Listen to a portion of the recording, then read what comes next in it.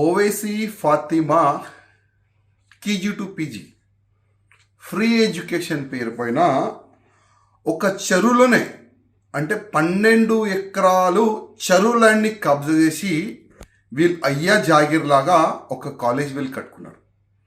అంటే అప్పుడు బీఆర్ఎస్ ఈ ఎంఐఎంకి గులాం పార్టీ ఉండే కదా, వాళ్ళు సపోర్ట్ తీసుకొని ఈ మొత్తం చెరువుని దాదాపు 30 ఎకరాలు ఆ చెరువు ఉంటే దాంట్లో 12 ఎకరాలు ఈ ఎంఐఎంఓలు ఈ గుండెలు ల్యాండ్ కబ్జా చేసి దానిపైన ఒక కాలేజ్ కట్టినారు. దానిపైన కంప్లైంట్ ఎవరు ఇచ్చినారు? ముస్లిమోలే.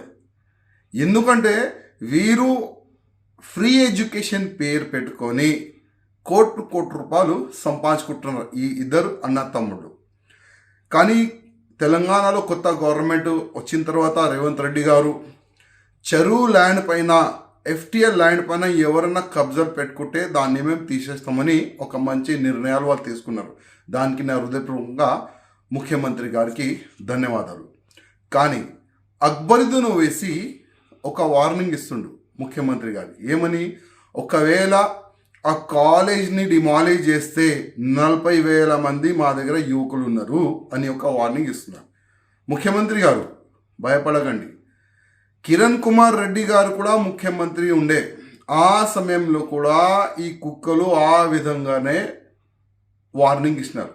కానీ కిరణ్ కుమార్ రెడ్డి గారు అప్పుడు ఆగలే, ఇద్దరిని బొక్కల్లో వేసినారు. మంచి పని చేసినారు. ఇవాళ కిరణ్ కుమార్ రెడ్డి గారిది మంచి పేరుంది ఇవాళ. అదేవిధంగా మీరు కూడా ఒక సంకల్పం తీసుకున్నారు, ఎట్టి పరిస్థితుల్లో చెరువుకి కబ్జా చేసిన వాడికి నేను ఇవ్వను. ఇట్లాంటి చిన్నోళ్ళు వార్నింగ్ ఇస్తూనే ఉంటారు, దానికి మీరు పక్క పెట్టండి. మీరు తీసుకున్న సంకల్పం పూర్తి చేయాలి. ఎంఐఎంఓలు చెరువులైన కబ్జా చేసుకున్నారు, ఎట్టి పరిస్థితుల్లో దానికి డిమాలిష్ చేయాలని భారతీయ జనతా పార్టీ తరఫు నుంచి మేము కోరుతున్నాము. అదేవిధంగా ఈ చెరువు కాకుండా గవర్నమెంట్ ల్యాండ్ కూడా చాలా వరకు కబ్జాలైనాయి. నా నియోజకవర్గంలో కూడా చాలా వరకు పెద్ద పెద్ద గవర్నమెంట్ ల్యాండ్ కబ్జాలైనాయి.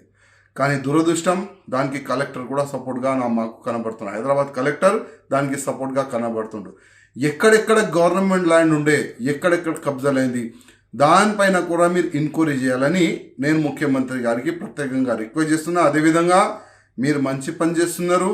ఎవరెవరు చెరువుల పైన కబ్జా చేస్తున్నారు వాళ్ళకి మొత్తం మీరు డిమాలిష్ చేస్తున్నారు, ఆ చెరువుని మొత్తం క్లీన్ చేస్తున్నారు. దానికి మా హృదయపూర్వక ధన్యవాదం. మీరు ఈ విధంగానే చేయాలి.